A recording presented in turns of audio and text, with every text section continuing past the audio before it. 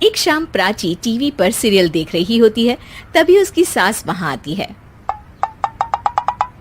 अरे सीरियल में तो ऐसे मग्न है जैसे आज रात का खाना पड़ोसी आकर बनाएंगे। मुझे पता ही नहीं था आपने अपने बेटे की शादी पड़ोस में भी की हुई है। हैं? मतलब? मतलब इस घर में सारा काम बहू ही करती है, आप तो सिर्फ खर्राटे मारती हैं। अच्छा जी, फिलहाल तो तुम आराम फरमा रही हो, चलो जाओ, ये मेरे टीवी देखने का समय है। आहा, इसीलिए मुझे भगाया जा रहा है। सॉरी, अब तो बिल्कुल नहीं जाऊंगी। प्राची की इस बात पर दोनों सास बहू के बीच टीवी रिमोट के पीछे बच्चों जैसे छीना झपटी शुरू हो जाती है, जिसके बीच श्लोक भी काम से घर वापस आ जाता है। आज मेरी चूहे बिल्ली की जोड़ी किस बात पर झगड़ रही है? अरे तेरे बीवी मुझे टीवी ही नहीं देखने दे रही। अरे तुम्हारी मम्मी मुझे खाना बनाने के लिए फोर्स कर रही है। अरे वाह, ऐसे बेतुके रीजन पर तो बच्चे भी झगड़ा नहीं करते। अरे मुझे कुछ मत बोल, सब इसने ही शुरू किया है। हाँ हाँ, जैसे आप तो बहुत दूध की धूली है ना। अरे बस, दोनों चुप। प्राची जाओ, खाने की तैयारी करो। और माँ तुम छोड़ो, तुम्हें क्या बोलूं, शांति से अपना सीरियल देखो, मुझे दोबारा लड़ने की आवाज सुनाई नहीं देनी चाहिए। ऐसा बोलकर श्लोक वहां से चला जाता है, जिसके पीछे पीछे प्राची भी कुछ न कुछ बड़बड़ाते हुए रसोई में चली जाती है। हाँ हाँ, सासू जी को तो कुछ बोलेंगे ही नहीं, बस मुझ पर ही हुक्म चलता है, खाना बनाओ, जैसे मैं इनके घर में खाना बनाने के लिए आई हूँ।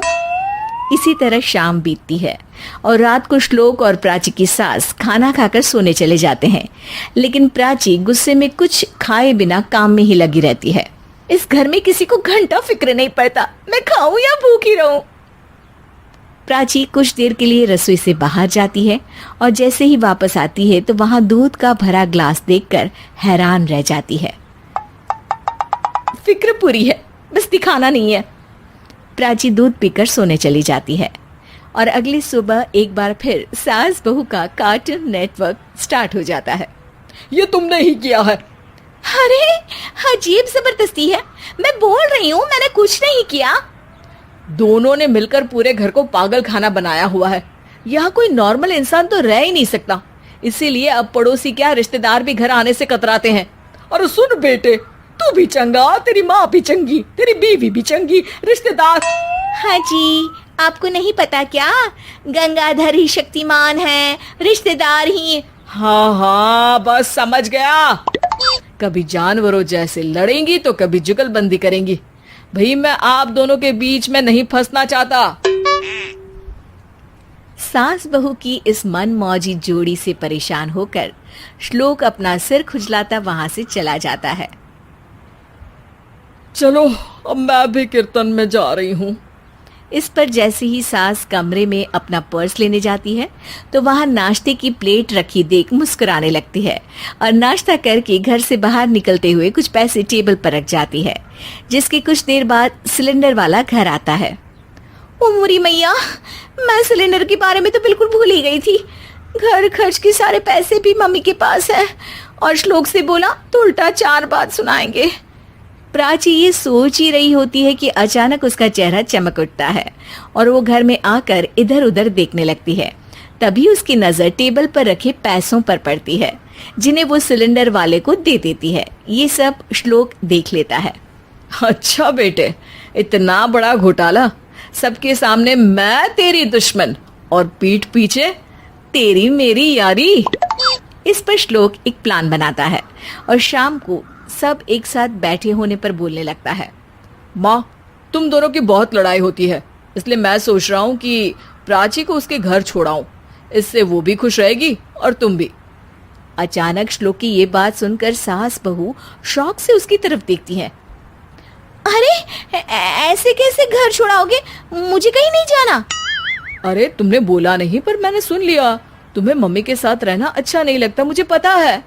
अरे वो, अरे जब बहू खुद कुछ काम बोले तो वो तुझे सुनता नहीं, और अब जो इसने बोला ही नहीं वो तू समझ गया। जब उसे नहीं जाना तो फिर जबरदस्ती क्यों कर रहा है? अच्छा, फिर आपको मौसी के घर छोड़ाता हूँ, बस अब आप दोनों एक घर में एक छत के नीचे नहीं रह सकती। मैं इस टॉम एंड जेरी की जोड़ी को और नहीं झेल सकता। है? ऐसे कैसे नहीं रह सकते? तुम्हें इतनी दिक्कत है तो तुम्हारा बोरिया बिस्तर पैक कर देती हूँ, लेकिन मम्मी जी कहीं नहीं जाएंगी। बिल्कुल यही सुनना था मुझे। अगर दोनों में इतना ही प्यार है फिर हर वक्त ये लड़ाई का नाटक क्यों करती हो? देखा मैंने कैसे माँ किचन में दूध रखती है और तुम उनके लिए कमरे में नाश्ता रखती हो, और कैसे वो पहले ही तुम्हारी दिक्कत समझकर घर में पैसे रखकर बाहर जाती है। अरे भाई, इतना ड्रामा तो डेली सोप में भी नहीं होता जितना तुम दोनों ने इस घर में फैलाया हुआ है।